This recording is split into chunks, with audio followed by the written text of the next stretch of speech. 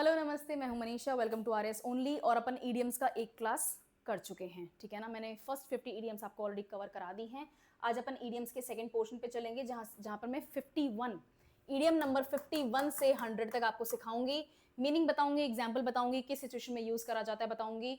उसके अलावा इनको कैसे लर्न करना है, कैसे आपको प्रैक्टिस में लाना है, कैसे और कितनी कितनी तरीके से इनको यूज किया जा सकता है वो बताऊंगी, ठीक है। ईडियम्स क्यों पढ़ रहे हैं अपन?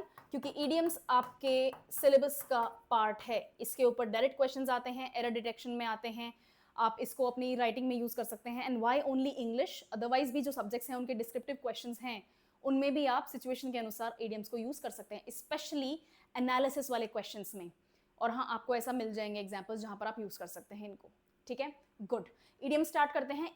उससे पहले मैं बता दूं कि जो अपन ने 1 से लेके 50 तक की ईडियम्स करी थी ना, उनको रट तो नहीं रहे हो ना? उनको रटना नहीं है ना। हर ईडियम को समझने के लिए उसके एग्जाम्पल्स बनाओ और एक सेपरेट नोटबुक मेंटेन करो, उसमें उनको लिखो, ठीक है। अब आजकल तो गूगल का टाइम है, और सिर्फ गूगल ही नहीं, मतलब ये चैट जीपीटी और ग्रॉक आ गए हैं, तो बस उसको अपन ने प्रॉम्प्ट दिया और वो तुम्हें 500 ईडियम्स लाके दे देंगे, तो मेरा यूज रिडंडेंट हो जाएगा। ऐसा नहीं करना है। When I was in school तो एक ईडियम्स की और फ्रेजेस की इनकी ना बुक आती थी, इतनी पतली सी होती थी लेकिन इतनी बड़ी सारी बुक होती थी, और हम बैठ के ना उनको लर्न करते थे। गर्मियों की छुट्टी आती ना स्कूल की, तो I use to literally learn them, I use to use them, I use to practice writing them, तब जाके ईडियम्स हुई थी। तो लर्न करने का तरीका अभी भी वही है, आपका सोर्स कुछ भी हो सकता है, ठीक है। चलो let's start with idiom number 51। A Penney for your thoughts. Penney for your thoughts का मतलब होता है आपको सोचने के लिए मैं एक टॉपिक दूं, बात करने के लिए मैं एक टॉपिक दूं। Asking someone what they are thinking, ठीक है। जैसे, ठीक है, आप अपने पेरेंट्स के साथ में बैठे हैं, है ना, और वो बहुत चुपचाप बैठे हैं और यूं बिल्कुल गहन मुद्रा में ऐसे ऐसे सोच विचार में लगे हुए हैं और अपने पास बैठे हैं, तो आप क्या बोलेंगे उनको अपनी गहरी सोच से निकालने के लिए? Penny for your thoughts. और इसके बाद में हमेशा क्वेश्चन मार्क आता है, always. Penny for your thoughts के बाद में हमेशा क्वेश्चन मार्क आता है। You are not suppose to forget this question mark. ये क्वेश्चन मार्क आपने नहीं लिखा और वहां पर फुल स्टॉप लगा दिया या एक्सक्लेमेशन लगा दिया, तो फिर आपने गलती कर दी है, उसके मार्क्स कट जाएंगे, ठीक है। पेनी फॉर योर थॉट्स का मतलब होता है कि आप जो सोच रहे हैं मुझे भी बताओ क्या चल रहा है, आपके दिमाग में क्या चल रहा है, ठीक है। तो आपने किसी को सोच विचार पे जो मजबूर कर रखा था ना, कोई भी सोच विचार चल रहा था, तो उसको सोचने के लिए, उस बात को शेयर करने के लिए आपने उनको मजबूर कर दिया है, पूछ लिया है उनसे सवाल। फिर है actions speak louder than words. इसका एक और वेरिएंट है,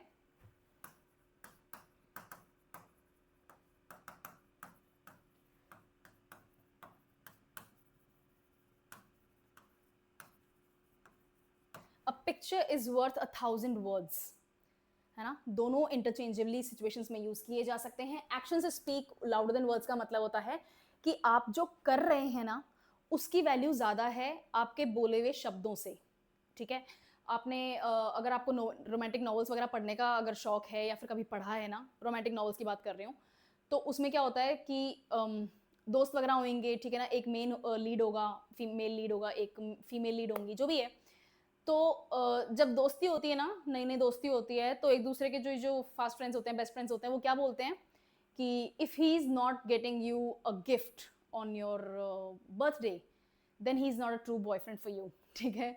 तो इसमें क्या हुआ कि आपके जो खास दिन हैं उनको वो कैसे ट्रीट करते हैं, उस दिन वो आपको कैसे ट्रीट करते हैं, क्या आपके लिए करते हैं, है ना, आपके लिए क्या फिजिकल एक्शन किया जा रहा है, उसकी वैल्यू ज्यादा है, बजाय कि ये कहने की कि मैं तुम्हारे लिए चांद तारे तोड़ के ला दूंगा, मैं तुम्हारे लिए ये कर दूंगा, वो कर दूंगा, ठीक है ना। ये सब डायलॉग्स में बिलीव नहीं करना है, जो एक्चुअली वो करके दिखा रहे हैं ना, उस पर बिलीव करना है। और ये मेल्स और फीमेल्स दोनों के लिए लागू होती है। मैं बिल्कुल यहाँ पर सेक्सिस्ट बात नहीं करूंगी, मेरी क्लास में आपको बिल्कुल भेदभाव नहीं मिलेगा, ठीक है। स्पेशली जेंडर रिलेटेड भेदभाव तो मैं बिल्कुल भी नहीं करती। समझ में आ गया? एक्शन से स्पीक लाउडर देन वर्ड्स। फिर है ऑल ईयर्स। ऑल ईयर्स का मतलब होता है कि मैं बिल्कुल, मेरा फुल अटेंशन आपको है, आप जो कह रहे हैं, जो कर रहे हैं, मैं आप ही के ऊपर ध्यान दे रही हूं, बताओ क्या करना है, ठीक है। Listening someone attentively. Tell me about your day, I am all ears. इसको यूज भी ऐसे ही किया जाता है, आई एम ऑल ईयर्स। समझ में आ गया? ओके। फिर है apple of my eye. Apple of my eye का हिंदी अगर मैं मुहावरा बताऊं तो होता है मेरी आंखों का तारा, ठीक है। एप्पल ऑफ माई आई। वो लोग है ना, अंग्रेज लोग है ना, स्टार तक नहीं पहुंच पाए, इसलिए वो एप्पल तक ही होते हैं, आंख में सिर्फ ये क्या कहते हैं, सेव ही पहुंचा पाए। अपन उन्होंने आंखों के अंदर ना तारे डाल दिए, ठीक है। इतना ही फर्क है हिंदी में कहते हैं मेरा दिल का टुकड़ा है ना, मेरा जिगर का टुकड़ा, मेरी आंख का तारा, ये सब जो है उसी तरह से एप्पल ऑफ माई आई होता है। किसी को आप बहुत प्रेम करते हैं, बहुत लगाव है, किसी से बहुत लाड आ रहा है, उसके लिए आप बोलेंगे Apple of my I, someone very precious और लव्ड। जनरली अपने खुद के बच्चों के लिए ये चीज़ यूज़ की जाती है, ठीक है ना, my daughter is my apple of my is the apple of my eye, ठीक है। वैसे हाँ, her daughter is the apple of her eye, समझ में आ गया, गुड। उसके बाद में है back to the drawing board. पिछली क्लास में मैंने आपको बताया था, अच्छा इसको एक और तरीका है लिखने का,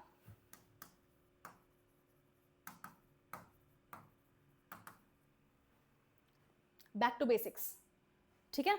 back to the drawing board का मतलब भी यही होता है, स्टार्ट ओवर, है ना, बैक टू स्क्वायर वन, ये इसी के वेरिएंट हैं, बैक टू स्क्वायर वन, समझ आ गया, है ना।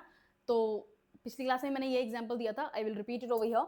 आप कुछ प्रोजेक्ट कर रहे हैं, पेज नंबर 300 पे हैं, और अचानक से आपकी डॉटर आती है और आपके लैपटॉप पे यूं करके हाथ रखती है, तो जो भी अभी तक आपने काम किया था ना वो सारा डिलीट हो गया, क्योंकि आप तो बहुत समझदार हैं, आपने सेव तो किया ही नहीं था, है ना। ये मेरे साथ होया हुआ है, इसलिए मैं वो दर्द आपके साथ में शेयर कर रही हूँ। So I had to start from the very beginning, I had to start over, I had to go back to the drawing board, I was back on square one. ये सब एक ही वेरिएंट के usage हैं। उसके बाद में है बिगर fish to fry. Literally तो समझ में आ गया होगा क्या हो रहा है। बिगर फिश टू फ्राई का मतलब होता है, कब यूज होता है, जब आपके सामने दो प्रॉब्लम्स हैं और आप एक बहुत छोटी सी प्रॉब्लम को डील करने में अपनी पूरी मेहनत और पूरा कॉन्सेंट्रेशन लगा रहे हैं। ये जो इतनी बड़ी प्रॉब्लम यहाँ सामने बैठी है ना, this is a bigger fish to fry, ये पहले सॉल्व होनी चाहिए, ये काम पहले होना चाहिए, इस काम को पहले इंपॉर्टेंस मिलनी चाहिए, इस काम को प्रायोरिटी मिलनी चाहिए, ठीक है। तो this is a bigger fish to fry. कहाँ एक सैमन के पीछे पड़े हो, this is a whale sitting in front of you. इसका एक दूसरा वेरिएंट होता है एलिफेंट इन द रूम, है ना। आगे अगर एलिफेंट इन द रूम है तो मैं फिर से एक्सप्लेन कर दूंगी, नहीं है तो नेक्स्ट क्लास में ले लेंगे। बिगर फिश टू फ्राई का मतलब यही होता है। उसके बाद में है by the skin of your teeth, जैसे बोलते हैं ना, हिंदी में बोलते हैं अपन बाल बाल बचे, है ना, वैसे ही होता है by the skin of your teeth. Teeth क्या होता है, it's a bone structure I think, ठीक है। उसकी कोई स्किन थोड़ी होती है ना, जो भी ऊपर होता है दैट्स एनिमल, है ना। तो जो चीज लगभग ना के बराबर है, उतनी उतनी करीब आके रुक गए, बेयरली सक्सीडिंग और एस्केपिंग, बाल बाल बचे, एस्केपिंग वाले पॉइंट पे बाल बाल बचे आ जाएगा, है ना। बस मरते, आज तो मरते मरते बचे। बोले कैसे, वो ट्रक आ रहा था और वो ट्रक का जो पीछे जो वो था ना, क्या कहते हैं, इतना बड़ा वो ट्रेन का डब्बा नहीं ले जाते क्या, क्या कहते हैं उसको, शिपयार्ड में वगैरह में यूज करते हैं। तो अचानक से खड्डा आया, बिकॉज खड्डे तो हैं ही हैं, हमारी सड़कें ही ऐसी हैं, ऊपर से मानसून है, दिखा नहीं किसी को वो, तो ट्रक का एक्सीडेंट हो गया, और जो साइड में जो गाड़ी चल रही थी ना, बस वो बेयरली एस्केप्ड, बाल बाल बची है वो गाड़ी, वो ट्रक पलट गया उधर, ठीक है ना, वो बाल बाल बचे। तो they got saved by the skin of the teeth, या फिर they barely escaped the situation. Okay, okay, I passed the exam by the skin of the teeth, ठीक है ना, मैं आधे नंबर से पास हुआ हूँ, वो भी शायद ग्रेस का मिला है, ठीक है, by the skin of the teeth। उसके बाद में है call it a day। call it a day का मतलब होता है बस बहुत काम कर लिया, अब आराम करेंगे, बंद करो सब कुछ, I am done for the day, call it a day, stop working for the day, ठीक है। उसके बाद में है आपका caught off guard. Caught off guard का मतलब होता है कि मुझे पता नहीं था और ये काम अचानक से हो गया, मुझे सरप्राइज मिला, अनएक्सपेक्टेडली ये काम मेरे सामने आ गया, I was caught off guard, ठीक है। His sudden question cot me off guard. मैं कोई प्रेजेंटेशन दे रही हूँ और क्लास में कुछ फ्रेंड्स हैं मेरे, उनको मैंने स्ट्रेटेजिकली कॉर्नर्स में बिठा दिया है कि बहुत स्पेसिफिक टाइम पीरियड में मुझे ये क्वेश्चन पूछना, सो दैट मैं उसका आंसर दे सकूं। सब करते हैं कॉलेज में, मेरा भी किया हुआ है, ठीक है। आई एम एन MBA, मैंने ये सारी हरकतें मेरी की हुई हैं, आई एम फ्रॉम मुंबई, मैंने अच्छे से करा हुआ है सब कुछ। एनीवे, तो अब जो मेरे 4 फ्रेंड्स क्लास में बैठे हैं वो तो कर ही रहे हैं, एक 5वां स्टूडेंट खड़े होकर मुझसे एक क्वेश्चन पूछ लेता है। इट डज नॉट मीन कि मैं उस क्वेश्चन का जवाब नहीं दे पा रही या नहीं दे पाऊंगी, it just cot me off guard, मैं सरप्राइज हो गई कि मुझे किसी और ने भी क्वेश्चन पूछ लिया, ठीक है। कॉट मी ऑफ गार्ड या कॉट ऑफ गार्ड। उसके बाद में है cross that bridge when we come to it. जैसे पिछले क्लास में मैंने आपको एक एग्जांपल दिया था फ्रेंड्स का, फ्रेंड्स सिटकॉम है इंग्लिश हॉलीवुड का, एनीवे वैसे यहाँ पर एक एग्जांपल दूंगी मैं आपको वेम्पायर डायरीज का। मैंने कॉलेज में बहुत कुछ देखा है ठीक है, तो मैं इन चीज़ों से सिखा सकती हूँ, और इंटरेस्टिंग है, मतलब शुरू के कुछ सीजन तो फिर भी इंटरेस्टिंग है, बाद में पता नहीं क्या हो जाता है इन सबको, ठीक है ना। गेम ऑफ थ्रोन्स का हाल देख लो, पता नहीं क्या किया है, हे भगवान। I don't want to even remember कि सीजन 6 के बाद में क्या हुआ, और सीजन 8 मेरे लिए एग्जिस्ट ही नहीं करता। Anyway, I digress.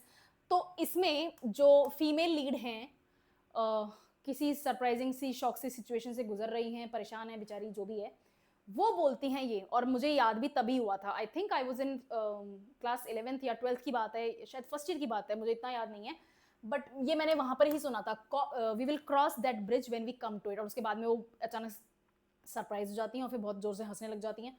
That is वो देखोगे तो ही समझ में आएगा, देखना मत, टाइम वेस्ट मत करो अपना। देख लिया मैंने, कुछ नहीं है, कुछ नहीं सीखने को मिला मुझे सिवाय इस एक ईडियम के। इसका मतलब है कि जब मैं उस सिचुएशन को फेस करूंगी या करूंगा, तो मैं डील कर लूंगी कि कैसे मुझे इस सिचुएशन से बाहर निकलना है। अभी मेरे को मत परेशान करो, ठीक है। इसका मतलब यही होता है, I will deal with it when it arises. मैं उस प्रॉब्लम को तब डील कर लूंगी जब वो प्रॉब्लम मेरे सामने आएगी। मैं उस प्रॉब्लम को डील करने के लिए पहले से प्रिपेयर नहीं करने वाली। Okay, we will cross that bridge when we come to it. उसके बाद में है cry over spilled milk. Cry over spilled milk का मतलब होता है, हिंदी में कहावत है, अब पछताए होत क्या जब चिड़िया चुग गई खेत। एग्जैक्टली यही है वो, है ना। अब कोई फायदा नहीं है, दूध गिर गया है, उसको पहुंचना ही है, अब उसके ऊपर रोने से कोई मतलब नहीं है। ये लिटरल मीनिंग है इसका। फिगरेटिव मीनिंग क्या है, इसको यूज कब करते हैं कि हमें उस चीज के ऊपर रिग्रेट हो रहा है जिसको हम बदल ही नहीं सकते। There is no point crying over spilled milk, you can not change the situation anymore, है ना। जो होना था वो हो गया, अब पछताने से कोई फायदा नहीं है। No use crying over spilled milk, let's move on. Okay, ठीक है। फिर है कट कॉर्नर्स। कट कॉर्नर्स का मतलब होता है कि आप किसी काम को बस जल्दी जल्दी से खत्म कर रहे हैं, लेकिन अच्छा नहीं कर रहे उस काम को। आपकी क्वालिटी जो है काम को करने की, वो क्वालिटी खराब हो रही है। जस्ट बिकॉज आपको एक टाइमलाइन पर वो काम कंप्लीट करना है, या जस्ट बिकॉज आपको सबसे पहले वो काम करना है। जैसे वो नहीं होता है, मीडिया वाले नहीं होते हैं, ब्रेकिंग न्यूज और कुछ नहीं होता उस न्यूज के अंदर, ठीक है। कई बार तो एब्सोल्यूट फेक न्यूज होती है, आउट ऑफ थिन एयर वो न्यूज पैदा कर देते हैं, जस्ट बिकॉज उनको ब्रेकिंग न्यूज का एक टैग चढ़ाना होता है ना। तो दे आर कटिंग कॉर्नर्स, है ना, वो ईमानदारी से अपना काम नहीं कर रहे हैं। Don't cut corners on this project, it the quality matters, ठीक है। आप अपनी क्वालिटी को सेक्रीफाइस कर देते हैं पैसा और समय बचाने के लिए, वहां पर आता है कट कॉर्नर्स। उसके बाद में क्या है, डेविल्स एडवोकेट। डेविल्स एडवोकेट का मतलब होता है कि आप किसी के सामने जो भी बात हो रही है, उस बात को प्रोज एंड कॉन्स वे कराने के लिए एक अगेंस्ट का व्यू पॉइंट रख देते हैं। Argue on an opposing view to spark discussion. I'll take you back to Hollywood. एक मूवी है, ब्रैड पिट की है, it's a really good movie. ये तो मैं ज़रूर आपको बोलूँगी कि अगर आपके पास में टाइम हो ना, तो ये मूवी ज़रूर देखना। अगर आपने देखी है तो वेल एंड गुड, आप पहचान जाएंगे कि मैं कहाँ की बात कर रही हूँ। World war Z, it's a zombie apocalypse movie, ठीक है ना। ज़ॉम्बी एपोकलिप्स चल रहा है, इसराइल में जाते हैं हीरो, है ना, और वहाँ पर ज़ॉम्बीज से डील करने के लिए एक मास्टर प्लान तैयार है। तो तो हीरो पूछता है कि यार तुम लोगों को कैसे पता चला कि ज़ॉम्बीज अटैक होने वाला है, क्या हो रहा है ये तुम्हें कैसे पता। तो उन्होंने बोला कि हमारे पास में बहुत पहले कोई मेमो आया था, किसी ने यूं ही प्रैंक कॉल किया और हमें इन्फॉर्म किया, लेकिन हम उस सिचुएशन को सीरियसली ले रहे थे और हमने उसके साथ में डील करने का सोचा। एवरीवन वाज सेइंग कि इसकी जरूरत नहीं है इस प्लान की, but I played the devil's advocate and look we are where we are today. I played the devil's advocate, मतलब जो भी सामने बातें हो रही थी ना, उन सब के अगेंस्ट, उन सब के खिलाफ जाके मैंने एक व्यू पॉइंट रखा, उसे कहते हैं devil's advocate, to play the devil's advocate. इसको बोलते भी आगे ऐसे ही हैं, to play the devil's advocate. I played the role of a devil's advocate, ठीक है, ओके।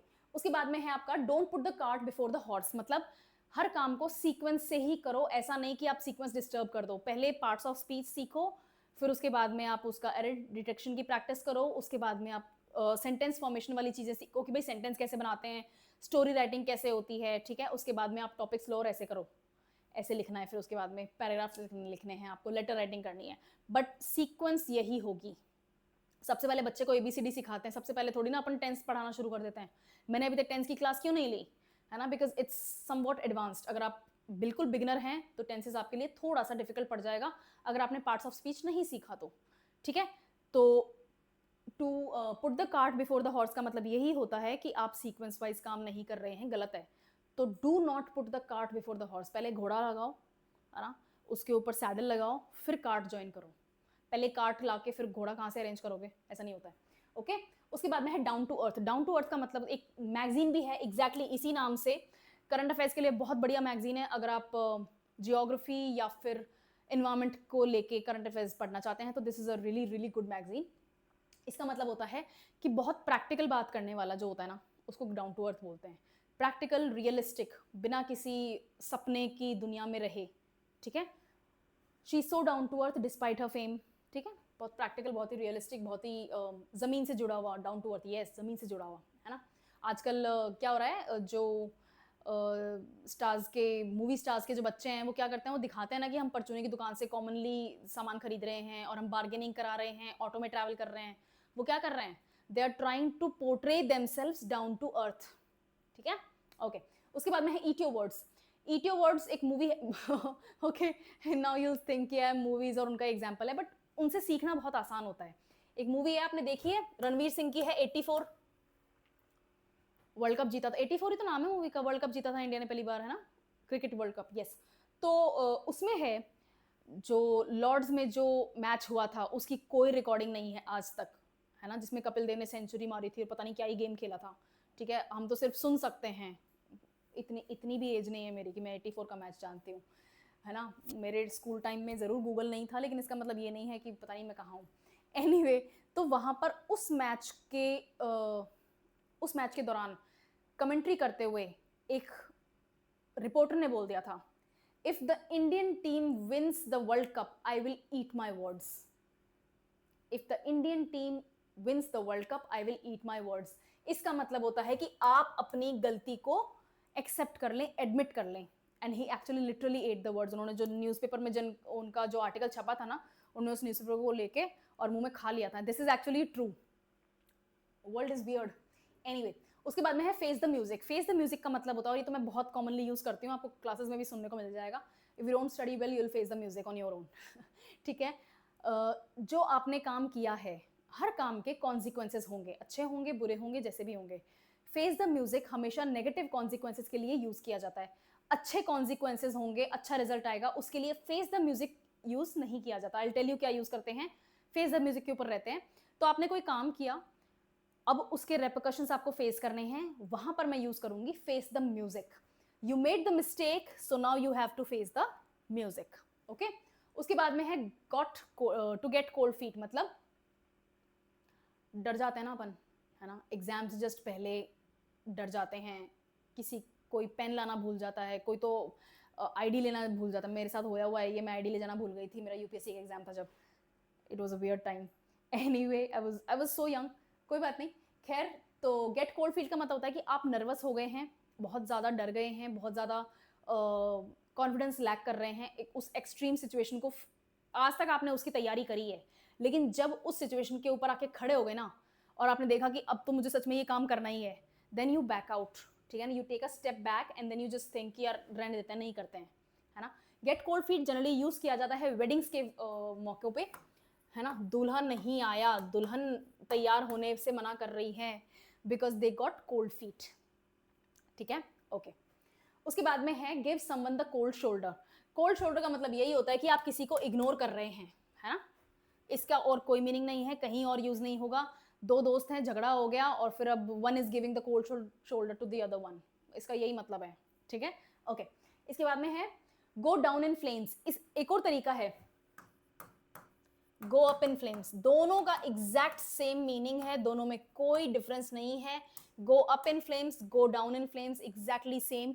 टू फेल स्पेक्टेक्युलरली, आपने कोई प्लान बनाया, है ना, और वो प्लान इतना बुरी तरह से फेल हुआ है, वहां पर यूज करेंगे to go up in flames और to go down in flames, ठीक है। To go down the drain, ये सब भी इसी के साथ यूज होता है। फिर है हेस्ट मेक वेस्ट, हिंदी में क्या कहावत है, जल्दी का काम शैतान का, ऐसा ही कुछ है ना, मैं भूल रही हूँ, मुझे कमेंट्स में बताना हिंदी में क्या बोलेंगे। जब आप कुछ काम जल्दी जल्दी में करते हैं ना, तो आप मिस्टेक्स करेंगे, इसका मतलब यही है। आई थिंक जल्दी का काम शैतान का, या ऐसा ही कुछ है, मुझे पता नहीं यही क्यों महसूस हो रहा है, just confirm that. Anyway, haste make waste, आप जल्दीबाजी में कुछ करेंगे, जरूर कुछ गलती करेंगे, सोच समझ के अपने कदम रखो, सोच समझ के काम करो, स्टेप बाय स्टेप करो, सही होएगा। ओके, उसके बाद में है इन हॉट वाटर। इन हॉट वाटर को एक और तरीका है लिखने का, इन अ पिकल। पिकल मतलब अचार, है ना?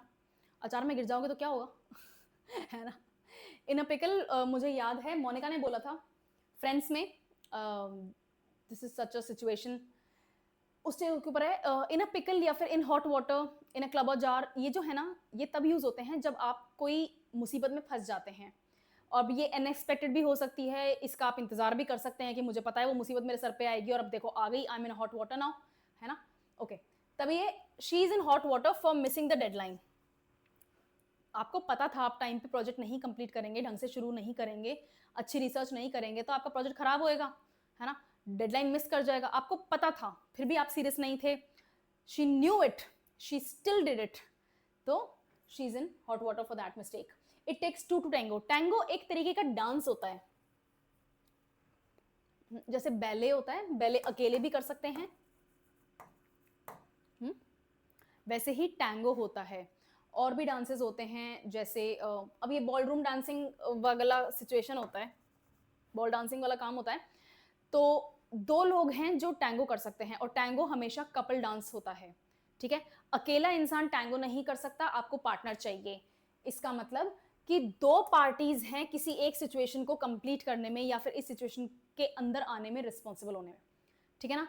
कोई एक प्रॉब्लम है और उस प्रॉब्लम के लिए दो पार्टीज अगर जिम्मेदार हैं तो वहां पर बोलेंगे it takes two to tango, है ना? हिंदी में क्या बोलते हैं, एक हाथ से ताली नहीं बजती, उसका क्या रूप हो जाएगा, ताली दोनों हाथों से बजती है ना? It takes two to tango, ताली दो हाथों से बजती है, ठीक है?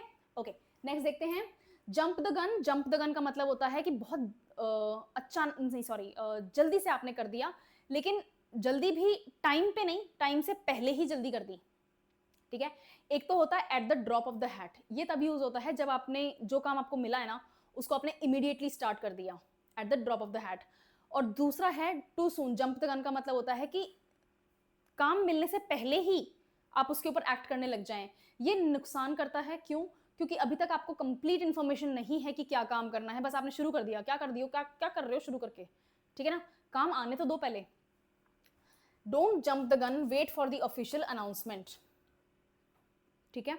ये मुझे याद है, आई थिंक मैंने इंडियन एक्सप्रेस पे ही सुना था, शायद नविका कपूर ने ही बोला, नविका कुमार है, क्या नाम है उनका, नविका कपूर है जो भी है, उन्होंने बोला था डिमोनेटाइजेशन की शाम याद है सबको, शाम को 8 बजे, है ना? प्रधानमंत्री मोदी जी देश को संबोधित करते हैं कि आज रात को 12 बजे से 500 के नोट शायद अमान्य है, 500 और 1000 के नोट अब मान्य नहीं होंगे, ऐसे ही कुछ बोले थे वो, राइट? मतलब लैंग्वेज की बात कर रही हूँ, पता तो है मुझे क्या था वो, ठीक है?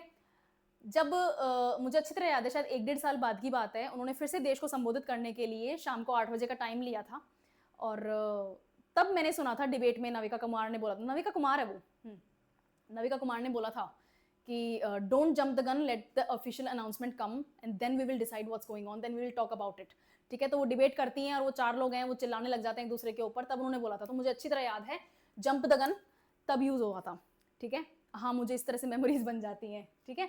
उसके बाद है keep your chin up. Chin up का मतलब होता है कि आप जो सिचुएशन फेस कर रहे हैं, हाँ बहुत दुख की बात है, बहुत परेशानी की बात है, लेकिन कॉन्फिडेंस से उस सिचुएशन को फेस करो, कीप योर चिन अप, ठीक है? जब आप ग्रूमिंग क्लासेस लेते हैं, जैसे मैं ग्रूमिंग क्लासेस लेती हूँ, तो मैं यही सिखाती हूँ, जस्ट स्टैंड स्ट्रेट, अपने शोल्डर्स को ब्रॉड रखो, ऐसे ऐसे ऐसे ऐसे झुक के मत खड़े हो, just stand straight, keep your neck up, keep your chin up, है ना? Your neck straight, your chin up, your shoulders broad. ये आपका एक कॉन्फिडेंस का रूप होता है, ठीक है? आपकी पर्सनालिटी को चमका देता है। तो stay positive in tough situations, in tough times, things will get better, keep your chin up. नौकरी चली गई, कोई बात नहीं, और मिल जाएगी, कीप योर चिन अप, ठीक है? ओके, कॉन्फिडेंस से किसी सिचुएशन को फेस करने के लिए बोलते हैं। फिर है leave no stone unturned. Okay, किसी सिचुएशन से, किसी प्रॉब्लम से निकलने के लिए आपको जितने आपको पैंतरे अपनाने थे ना, आपने अपना लिए। You have left no stone unturned to finish this project, to deal with this situation, to come out of this mess.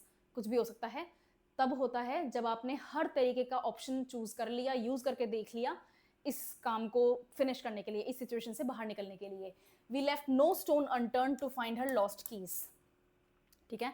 Problem क्या है? उनकी चाबी खो गई है, हमने सब जगह देख लिया, फोन कर करके दोस्तों से पूछ लिया, गाड़ी के नीचे देख लिया, हर जगह देख लिया, उनकी चाबी नहीं मिल रही। क्या हुआ, we have left no stone unturned, unturned मतलब पत्थरों को भी उठा उठा के नीचे से देख लिया कि क्या उसके नीचे तो नहीं है, लिटरली बता रही हूँ, लिटरली यूज नहीं होता है ये, ओके। उसके बाद में है लेट स्लीपिंग डॉग्स लाई, कैसे बताएं इसको, जैसे अपन बोलते हैं ना सोए शेर को मत छेड़ो, है ना, उसी तरह से ये यूज होता है कि पुरानी परेशानियां जो है ना उनको अब मत लेकर आओ, पुराने आर्ग्यूमेंट्स, पुरानी परेशानियां, पुराने दुख, उनको अब मत उठाओ और उनको रहने दो, उनको दबे रहने दो, है ना, गड़े मुर्दे, सॉरी नॉट सोते शेर को मत उठाओ, गड़े मुर्दे मत उखाड़ो, है ना, ये हाँ ये लगेगा हिंदी वाला, मेरी थोड़ी हिंदी नई काम की है, ओके। लेट स्लीपिंग डॉग्स लाई, लाई का मतलब होता है सोते रहने देना, यहाँ पर लाई का मतलब झूठ नहीं है, ये लाई जो है वो सोते रहने देना है, लेटे रहने देना, लेटे रहने देना, okay. Let sleeping dogs lie, like a fish out of water, अगर मछली को पानी से निकालोगे तो वो क्या करेगी, तड़पेगी, छटपटाएगी, परेशान होगी, है ना, तो आप किसी ऐसी अनकंफर्टेबल सिचुएशन में आ गए हैं कि आप बहुत तड़प रहे हैं, छटपटा रहे हैं, परेशान हो रहे हैं, आप बिहेव कर रहे हैं like a fish out of the water. At the formal event I felt like a fish out of the water, ये इंट्रोवर्ट्स के लिए होता है, I am so not an introvert, तो मैं उनका दर्द नहीं समझ सकती, लेकिन मेरा एक रिलेटिव है, he is an introvert, an extreme introvert, तो अगर उनको कोई फॉर्मल इवेंट अटेंड करना होता है, कहीं पे कोई सेरेमनी हो गई, कोई फंक्शन हो गया, अटेंड करना है ना, तो मुझे साथ में लेके चलते हैं, क्या तू चल यार, at least I have someone to talk to, ठीक है, क्यों, because he feels really like a fish out of the water in such situations, public situations, तो वहां पर ये एग्जाम्पल उनके लिए है, like a fish out of the water. फिर है make a long story short, मतलब जो इतनी कहानी है ना, इतना करने की जरूरत नहीं है, मुझे तो बस पॉइंट की बात बताओ, मुझे तो समरी बताओ और खत्म करो इस टॉपिक को, okay. Make a long story short. उसके बाद में है आपका to miss the boat, miss the boat का मतलब होता है मिस एन अपॉर्चुनिटी, इसकी जगह सिर्फ बोट ही नहीं, मिस द ट्रेन भी यूज हो सकता है, दोनों सही हैं, है ना। Miss the train upon use करते हैं, इंडिया की जो इंडस्ट्रियल रिफॉर्म्स होने चाहिए थे, we miss the train in the late 90s, आखिरी के जो 90s थे ना, 97 98 का जो ईयर था, वो लास्ट टाइम था जब हम बहुत बड़े स्तर पर रिफॉर्म्स ला सकते थे, अब रिफॉर्म्स नहीं ला पाते हैं, है ना, कोई भी सड़क पे आके बैठ जाता है, बोला कि हम खुश नहीं हैं, हम ये सरकार चाहती है कि ये वापस लिया जाए कानून, चलता है, आप सपोर्ट करो चाहे अगेंस्ट हो, कोई फर्क नहीं पड़ता, सब ऐसे ही हैं ठीक है। सो मिस द बोट का मतलब होता है कि जो अपॉर्चुनिटी आपके पास आई थी वो आपने खो दी, ओके। उसके बाद में है नो पेन नो गेन, बिना दर्द के कोई मजा नहीं है, ठीक है ना, मेहनत करोगे तभी फल मिलेगा, बिना मेहनत किए किसी को मीठा फल नहीं मिलता, पेड़ पर ऊपर चढ़ना पड़ता है तभी फल टूटता है ना, वो खुद मेरी शक्ल देख के मुझे नहीं मिल जाएगा कि अरे यार ठीक है इसकी शक्ल दिख रही है, मेरे को भूखा सा लग रहा है ये बच्चा, ये ले, तो पेड़ खुद अपना फल तोड़ के उसके हाथ में नहीं देगा, ठीक है ना, you will have to climb, क्यों, no pain no gain, okay, मेहनत करोगे तो रिजल्ट अच्छा मिलेगा, राइट। उसके बाद में है of the hook, of the hook का मतलब होता है कि मैं तुम्हें इस जिम्मेदारी से मुक्त करता हूं, कोई जिम्मेदारी थी, कोई बंधन था, कोई रिश्ता था, उसको तोड़ते हैं, उसको खुला छोड़ते हैं, तब बोलते हैं I am letting you of the hook, he is of the hook since someone else confessed, ठीक है, ऑफ द हुक। उसके बाद में क्या आएगा आपका, एक्सक्यूज मी, उसके बाद में क्या है on thin ice, on thin ice का मतलब होता है कि ऐसी सिचुएशन जो बहुत रिस्की है और यहाँ पर अगर आप गलती कर देंगे तो आपको पनिशमेंट भी झेलनी पड़ सकती है, आपको नेगेटिव कॉन्सिक्वेंसेज भी झेलने पड़ सकते हैं, on thin ice, you're on thin ice, ठीक है ना। अब जो भी शब्द बोल रहे हो ना सोच समझ के बोलना, I am already very angry with you, you are on thin ice, समझ में आ गया, गुड। उसके बाद में है आउट ऑफ योर डेप्थ, मतलब आपको इसको एक और तरीके से लिख सकते हैं,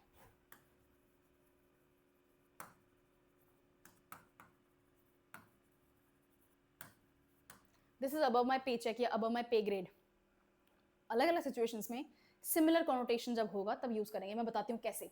आउट ऑफ योर डेप्थ का मतलब होता है कोई ऐसी सिचुएशन जो आप हैंडल नहीं कर सकते, किसी भी कारण से नहीं कर सकते, आपको करनी ही नहीं आती, या फिर आप ऑथोराइज नहीं है उस सिचुएशन को हैंडल करने के लिए, अगर आपको करनी ही नहीं आती वो सिचुएशन हैंडल तो आप बोलेंगे out of your depth, out of my depth, लेकिन अगर आप उस सिचुएशन को हैंडल करने के लिए ऑथोराइज नहीं है तो आप बोलेंगे दिस इज अबव माई पे ग्रेड या this is above my pay check, ठीक है, this is not my responsibility, it is above my pay check, okay. फिर है ओवर द मून और ऑन क्लाउड 9। दोनों को इंटरचेंजेबली यूज किया जा सकता है। इसका हिंदी अनुवाद हो जाएगा सातवें आसमान पर। बाय द वे इंग्लिश में ऑन सेवेंथ हेवन भी होता है फॉर द सेम रीजन। ठीक है, on seventh heaven, over the moon और ऑन क्लाउड 9, इन तीनों का सेंस एक जैसा ही निकलता है जब आप बहुत एक्सट्रीमली खुश होते हैं, बहुत एक्सट्रीमली एक्साइटेड होते हैं किसी चीज को लेके। Okay, she was over the moon when she got engaged, she was over the moon when she got promoted. ठीक है, ओके। उसके बाद में है पुल समवन्स लेग, किसी के साथ में मस्खरी करना, मस्ती मजाक करना। टू पुल समवन्स लेग, छेड़खानी करते हैं ना दोस्तों के साथ में, है ना, दैट उसे कहते हैं to pull someone's leg. Tease और जोक विद समवन, किसी के साथ मजाक कर रहे हैं, उनको छेड़ रहे हैं, उनको परेशान कर रहे हैं, मजाक कर रहे हैं, ये सब आपका पुल समवन्स लेग होगा। I am just pulling your leg, I didn't really lose your book. ठीक है ना, मैं बता देती हूँ, मैं एक नॉवल लिख रही हूँ। ठीक है, it's a crime mystery thriller novel, और वैसे तो मैं हाथ से लिखती हूँ। हाँ, मुझे पता है मैम, बहुत सारे तरीके हैं, आप क्यों गैजेट्स यूज नहीं कर रहे हो। आई am just old school in that way. ठीक है, बाय द वे एक नया इडियम, ओल्ड स्कूल का मतलब होता है पुराने जमाने की सोच रखने वाले। ठीक है, तो when it comes to gadgets, when it comes to technology, I am old school. ठीक है, तो मैं हाथ से लिख रही हूँ, मैंने बहुत सारे पेजेस, बहुत सारी कॉपीज लगा दी इस काम में। I think I am on chapter number 52, 53। तो अब बस अपन है ना, बस वो जो मिस्ट्री है ना, क्रिमिनल, उसको पकड़ने ही वाले हैं। एनीवे, तो आई am just pulling your leg, क्यों? अभी कुछ टाइम की बात है, कुछ टाइम पहले की बात है, मेरी फैमिली मेंबर ही हैं, और वो जो मैं बल्क लिख रही हूँ ना, वो सारा का सारा गायब कर दिया, मेरी लाइब्रेरी में से हटा के और अपने रूम में रख दिया, जिस परेशान करेंगे मनीषा को। तो वो जो मोमेंट था ना, वो मैं सच में परेशान हो गई थी, and I almost started crying कि मैं कितने टाइम से मेहनत कर रही हूँ। इट्स बीन ऑलमोस्ट 3 years, मैं एक अच्छी सी स्टोरी डेवलप कर रही हूँ और मुझे बुक नहीं मिल रही है। तो आई थिंक मेरे फादर थे जिन्होंने बोला था कि अरे your book is over here, we are just pulling your leg. ठीक है, तो पुल समवन लेग का मतलब होता है उनके साथ में मजाक करना, मस्ती मस्खरी करना। ओके, फिर है put your foot in your mouth. इसका एग्जाम्पल क्या दें? आपने कुछ ऐसा कह दिया जो आप ही की बेइज्जती कर दे, है ना। टू पुट योर फुट मतलब पैर यहाँ है, उसको मुंह तक लाओ और मुंह के अंदर डाल लो वाली सिचुएशन है। तो it's a very comically embarrassing situation, right, insulting है ना। तो यहाँ पर यही है, आपने कुछ ऐसा कह दिया जिसका कोई मतलब नहीं निकलता है, कोई सर पैर नहीं है, बस आपके मुंह से निकल गई, आपने बोल दिया, है ना। तो it creates an embarrassing situation, थोड़ा ऑकवर्ड सा हो जाता है। ठीक है, वहां पर होता है put your foot in your mouth. I put my foot in my mouth by mentioning her ex. नए नए रिलेशनशिप में आए हो, थोड़ा सा अभी अच्छा पीरियड चल रहा है, उसके एक्स के बारे में क्यों बात करना है जो उसको डोमेस्टिकली अब्यूज करता था। ठीक है, so you put the foot in your mouth, your foot in your mouth. Okay, उसके बाद में है रेन ऑन समवन्स परेड, मतलब किसी और की जो खुशी का टाइम है ना, उसकी खुशी में खलल डाल दिया आपने, कोई ऐसी बात कर दी कि उसकी खुशी तो छिन गई, एंड नाउ आपको है ना बस वाटर वर्क्स देखने को मिल रहे हैं। रेन का मतलब क्या होता है? बारिश कर देना। बारिश हर सिचुएशन में अच्छी नहीं होती है। ठीक है, तो परेड के ऊपर अगर बारिश हो जाएगी तो परेड बिगड़ जाएगी ना, वहां से मीनिंग निकालो इसका। स्पॉइल समवन्स प्लान्स और हैप्पीनेस। ठीक है, I don't want to rain on your parade but the events cancelled. तो तुम जो इतना तैयार हो रहे हो, जो अच्छी साड़ी, अच्छा जो भी कपड़े पहन रहे हो, जो भी गाउन पहन रहे हो, जो भी पहन रहे हो ना, इतना मेकअप, इतना हेयर डू, इतना परफ्यूम जो कर रहे हो ना, I don't want to rain on your parade but जिस अपन पार्टी में जाने वाले थे ना, वो पार्टी कैंसिल हो गई है। फिर देखो नाटक, ओ माय गॉड, मैं 2 घंटे से तैयार होने की कोशिश कर रही हूँ, पहले नहीं बता सकते थे क्या, ये वो। Anyway, read between the lines का मतलब होता है जो मैं कहना चाहती हूँ, मैं एग्जैक्टली वो शब्द नहीं यूज कर रही हूँ, मैं चाहती हूँ कि बस आप मेरे बातों से समझ जाओ कि मैं क्या कहना चाहती हूँ। ठीक है ना, इनडायरेक्टली आप कुछ बोल रहे हैं, वहां आता है read between the lines, understand the hidden meaning. मैंने बात कुछ कही है ना, लेकिन रेफरेंस किसी और बात का है, और मैं बस उम्मीद कर रही हूँ कि आप जो मैं छुपा हुआ मीनिंग है ना, जो छुपी हुई मेरी बात है ना, जिसको मैं बोल नहीं रही हूँ, बस वो समझ जाओ, खुद समझ जाओ। वहां होता है रीड बिटवीन द लाइन्स। मैंने एक बार रेडियो पे सुना था, आई थिंक 95 FM था, I was in 11th standard, मैं एग्जाम देने के लिए जाती थी, मुझे अच्छी तरह याद है, मेरा फिजिक्स का एग्जाम था, और तब मैं रेडियो सुन रही थी कार में, और मैंने ये सुना था रीड बिटवीन द लाइन्स। और जो आरजे थे, मुझे इतना याद भी नहीं कि कौन थे क्या, और वो बात क्या बोली थी मुझे ये भी याद नहीं, तो उन्होंने बोला कि मुझे कॉल करके जल्दी से बताओ कि इसका मीनिंग क्या होता है, और मैंने कॉल किया कि रीड बिटवीन द लाइन्स का मतलब ये होता है, और उन्होंने बोला कि ओ गलत जवाब, रीड बिटवीन द लाइन्स का मतलब होता है फिल इन द ब्लैंक्स। नहीं नहीं, रीड बिटवीन द लाइन्स का मतलब फिल इन द ब्लैंक्स नहीं होता है। रीड बिटवीन द लाइन्स का मतलब होता है कि जो मैं बात कहना चाहती हूँ वो छुपी हुई है, वो मैं डायरेक्टली नहीं बोल रही हूँ, मुझे उम्मीद है कि आप समझ जाएंगे। ओके, वो मेरे लाइफ में सबसे क्रिएटिव एपिसोड्स में से एक है, इसलिए मैंने वो बताया आपको। फिर है rock the boat. Rock the boat एक तो नाव है, समंदर में चलती है, समंदर ऑलरेडी बहुत वायलेंट है ना, इतनी बड़ी बड़ी लहरें, अभी सुनामी आई है पैसिफिक, नॉर्थ पैसिफिक में, राइट। इतना वायलेंट होता है समंदर, उसमें आप है ना छोटी सी नाव को ना यूं हिलाने पे तुले हुए हो तो अपन गिर जाएंगे ना। तो ऑलरेडी जो प्रॉब्लम अपन फेस कर रहे हैं उसमें क्यों आप और ज्यादा प्रॉब्लम्स ऐड करने की कोशिश कर रहे हो, क्यों नाटक लगा रखी है। स्टॉप रॉकिंग द बोट, ठीक है, टू कॉज ट्रबल और डिस्टर्ब द सिचुएशन। ऑलरेडी एक ऐसी सिचुएशन है जो कि बहुत नाजुक है, बहुत टेंडर है, और उसको अब आप परेशान कर रहे हो, तो डिसरप्ट कर रहे हो, टेंशन क्रिएट कर रहे हो, वहां आता है don't rock the boat by complaining now. ठीक है, अब हो गया है काम, अब कुछ नहीं कर सकते हैं, ये सिचुएशन है, यहाँ पर सामने अपन बैठे हैं, ये काम अपन को करना है, now don't rock the boat. ठीक है, ओके। अब उसके बाद में है सी आई टू आई। आई टू आई का मतलब होता है कि किसी से 100% अग्री कर जाना, आप जो बोल रहे हैं मैं बिल्कुल आपसे सहमत हूँ, I am seeing eye to eye with you on this topic. Okay, उसके बाद में है sit on the fence. Sit on the fence I think ये अपन पहले भी कर चुके हैं, या मैं इतनी बार पढ़ चुकी हूँ इन चीज़ों को कि अब मेरे को याद भी नहीं है। सिट ऑन द फेंस का मतलब होता है कि आपके पास में 2 ऑप्शन, 3 ऑप्शन, कुछ ऑप्शंस हैं और आप चूज नहीं कर पा रहे हैं कि कौन सा ऑप्शन आपको चाहिए। ठीक है, आइदर और वाली सिचुएशन है, डोसा खाऊं या पिज्जा खाऊं, I can't decide. I'm still sitting on the fence on these 2 topics, on these 2 meal options. तो यहाँ पर आएगा जब आप कुछ डिसाइड नहीं कर पा रहे हैं, अनडिसाइडेड हैं, वहां पर बोलते हैं I am sitting on the fence. उसके बाद में है स्पीक ऑफ द डेविल। जब आप किसी के बारे में बात कर रहे हैं और वो जिसके बारे में बात कर रहे हैं, आपके फ्रेंड हैं, आपके पापा हैं, आपका भाई है, आपका बॉयफ्रेंड है, पार्टनर है, जो भी है, कुछ भी है, वो आपके सामने आके खड़े हो जाएं अचानक से, तो आप बोलेंगे oh speak of the devil, we were just talking about you, है ना। और इसका रिस्पॉन्स क्या बनता है, वो खुद क्या बोलेंगे, ऑल गुड आई होप, है ना। Okay, speak of the devil, जब आप किसी के बारे में बात कर रहे हो और वही आपके सामने प्रकट हो जाए, है ना। अपीयर को हिंदी में क्या बोलते हैं, प्रकट हो जाना।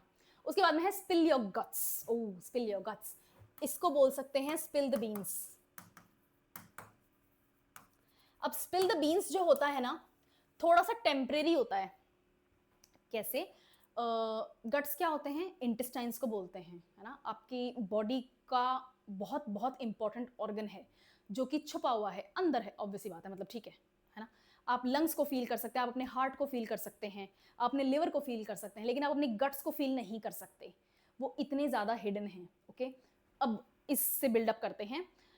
आपके डीपेस्ट डार्केस्ट सीक्रेट कोई आपसे पूछ रहा है तो वो आपसे स्पिल द बीन्स नहीं बोलेगा, फिर वो बोलेगा स्पिल योर गट्स, है ना। जो अंदर की दबाई हुई बात है ना, इतने सालों की चुपचाप लेके बैठे हो, स्पिल योर गट्स, बताओ मुझे। स्पिल द बीन्स होता है छोटे सीक्रेट्स के लिए, छोटे टाइम पीरियड के लिए। हो सकता है स्पिल योर गट्स में कोई ना झुके आपके सामने, वो ना बताए अपने डीपेस्ट राज, लेकिन स्पिल द बीन्स में छोटी बात है, सीक्रेट है लेकिन छोटी सी बात है, वो हो सकता है आपको बता दें, है ना। ओके, उसके बाद में है take the bull by the horns. Take the bull by the horns को सिमिलर तरीके से लिखा जा सकता है बाइट द बुलेट की तरह। कोई प्रॉब्लम है, अब उसको फाइनली हेड ऑन फेस करने का टाइम आ चुका है। बुल क्या होता है, सांड होता है ना। तो take the bull by the horns तो मतलब सांड के सींग पकड़ के now you face that beast. ठीक है, तो वो बीस्ट क्या है, डेंजरस सी सिचुएशन है, it's time to finally face that beast. Okay, चलो उसके बाद में है the elephant in the room. The elephant in the room, और दूसरा नहीं, यही देखते हैं अपन, this itself is a good point, N obvious problem that no one mentions. 2 problems हैं आपके सामने, बहुत सारी प्रॉब्लम्स हैं आपके सामने, प्रॉब्लम्स आपकी लाइफ में होती है, मेरी लाइफ में बहुत है, आपकी लाइफ में भी बहुत है, अनगिनत प्रॉब्लम्स हैं। गिनने बैठे हो तो छोटी छोटी प्रॉब्लम्स भी ऐसा लगेगा कि ओ माय गॉड ये क्यों बिना डील किए हुए चल रहा है। एनीवे, तो 2 फ्रेंड्स हैं, बात कर रहे हैं और अपनी अपनी प्रॉब्लम शेयर कर रहे हैं, लेकिन उन दोनों की एक कॉमन प्रॉब्लम है जो उन दोनों का जीना दूभर कर रखा है उस प्रॉब्लम ने। ठीक है, तो जो तीसरा फ्रेंड है ना, वो बोल रहा है कि guys guys you are missing the point, you need to talk about the elephant in the room. ठीक है, तो इन दोनों को जिनकी प्रॉब्लम्स है ना, जो पहले से बात कर रहे थे, अब उनको फाइनली उस टॉपिक के बारे में बात करनी है जो उन दोनों की लाइफ में बहुत बड़ा प्रॉब्लम क्रिएट कर रही है। एलिफेंट इन द रूम, एक कमरे के अंदर अगर हाथी होगा तो फिर बाकी के कमरे में क्या ही बच गया, है ना। इतनी बड़ी प्रॉब्लम, इतनी बड़ी बात जो आपको करनी जरूरी है, एंड ऑब्वियस प्रॉब्लम जो कि जिसके बारे में कोई बात करना ही नहीं चाहता है, तो it's not a good thing, right. फिर है थ्रो इन द टॉवल, तौलिया यूज किया और फेंक दिया। अब मैं थक चुकी हूँ, ठीक है ना, मैं कितना काम करूँ, मैं थक चुकी हूँ, I M throwing in the towel, है ना। कुछ नहीं करना, उसको उठाना है, बाहर जाना है, सुखाना है और एक क्लिप लगानी है। प्लीज गीला तौलिया बिस्तरों पे मत छोड़ा करो, मोल्ड होता है, बैक्टीरिया होता है, बीमार पड़ने लग जाओगे। क्या कर रहे हो लोग, बहुत आरामदायक लाइफ जीते हैं कहीं तो।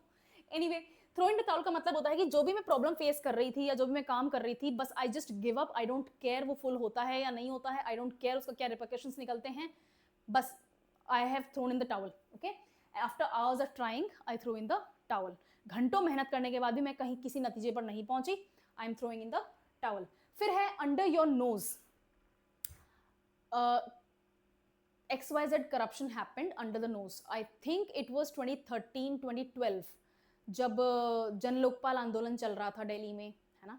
तब मैं दिल्ली पढ़ती थी उस टाइम, तो मुझे अच्छी तरह याद है कि आर्टिकल्स वगैरह आते थे बहुत ज़्यादा। तो उस वक्त प्राइम मिनिस्टर कौन थे, डॉक्टर मनमोहन सिंह जी थे, राइट। तो कहते हैं कि मतलब he was not involve in corruption, ठीक है ना। उनकी एक ऐसी पर्सनैलिटी है, ऐसी छवि है, ऐसी इमेज है पब्लिक में कि पब्लिक ये यकीन नहीं कर रही थी कि इन्होंने करप्शन किया है, बट करप्शन तो हो गया, तो किसी ने तो किया है। If he is the head of the government, the prime minister is the head of the government, तो किसी कैबिनेट मिनिस्टर ने, किसी मिनिस्टर फॉर स्टेट ने कोई करप्शन किया है, तो that corruption happened under his nose, ठीक है ना। उस सिचुएशन का उनको पता होना चाहिए था, लेकिन नहीं पता लगा, उनकी नाक के नीचे से ये काम हो गया, उनको पता ही नहीं चला। यहाँ इस सिचुएशन के मैंने वो एग्जांपल इसलिए दिया क्योंकि मैंने उस टाइम मैं न्यूज़ देखती थी, अभी भी देखती हूँ, लेकिन अब मैंने चैनल्स बदल दिया, मैं दूरदर्शन वगैरह पे जाती हूँ, थोड़ा सा सेंसिबल चीज़ देखती हूँ, ठीक है, ओके। तो न्यूज़ पे ये चीज़ यूज़ हुई थी, है ना। The Coalgate happened right under your nose, है ना। Mister Manmohan Singh, we are asking you the direct question. इस तरह से थोड़ा जर्नलिस्ट भी ना थोड़ा सा चढ़ चढ़ा के बात करते हैं, but yes I remember Arnab Goswami using this idiom, है ना। All these corruptions happened from under your nose mister prime minister, ऐसे, ठीक है। तो अंडर योर नोज तब यूज होता है, ओके। उसके बाद में है आपका up to par. Up to par का मतलब होता है कि जो स्टैंडर्ड आपको देना था अपने काम का, आपने वही स्टैंडर्ड दिया, ठीक है। जिस लेवल पर जो एफिशिएंसी, जो क्वालिटी आपको प्रोवाइड करनी थी अपने काम में, वो आपने पूरी करी, तब आपने काम अप टू द पार किया है। फिर है wrap your head around. Wrap your head around का मतलब क्या होता है, किसी सिचुएशन को किसी टॉपिक को प्रॉपरली समझना, है ना, टू अंडरस्टैंड समथिंग कॉम्प्लिकेटेड। अब ये जो टॉपिक होता है ना, ये थोड़ा डिफिकल्ट होता है और इसको समझने में आपको टाइम लग रहा है, मेहनत लग रही है, but you are trying to wrap your head around it, है ना। टॉपिक है, कोई बहुत वास्ट सा टॉपिक है, बहुत डिफिकल्ट है समझना। जैसे मेरे को पॉलिटी में स्पेशल मेजोरिटी समझना कभी पसंद नहीं आया, अब ठीक है, अब तो आ गया, इतने साल हो गए हैं, बट जब मैंने शुरू में इसको पढ़ना स्टार्ट किया था, executive majority, special majority, simple majority तो सबको समझ में आता है, बट एग्जीक्यूटिव मेजोरिटी और स्पेशल मेजोरिटी में मुझे थोड़ा परेशानी हुई थी। तो मैं क्या बोलूँगी, I was trying to wrap my head around the majorities, ठीक है ना, the types of majority, okay. Finally ये आपके आज के इडियम्स हो चुके हैं। लास्ट क्लास की तरह मैं फिर बोलूंगी, आपको इनको कॉन्टेक्स्ट में प्रैक्टिस करना है, कुछ कुछ लेके चलने हैं, सारे 50 एक बार में कोशिश मत करना, you will feel overwhelmed, you will just throw in the towel, है ना, वो नहीं करना है। और इनको सुनो, कहाँ सुनोगे, टीवी शोज में, पॉडकास्ट में, कैजुअल टॉक्स में, मूवीज में, ये सब जो इंग्लिश ओरिएंटेड है, हॉलीवुड ओरिएंटेड है, वहाँ पर मिलेगा आपको। और प्रोनाउंसिएशंस इंपॉर्टेंट हैं, लेकिन आई वुड सजेस्ट कि एक बार इस चीज़ के ऊपर थोड़ा सा ध्यान मत दो, पहले याद करो कि बल्क क्या है, टॉपिक क्या है, ठीक है। I will see you in next class. और किस चीज़ की क्लास लेकर आऊँ, चलो I will think about it and I will make it very interesting for you, okay. Thank you.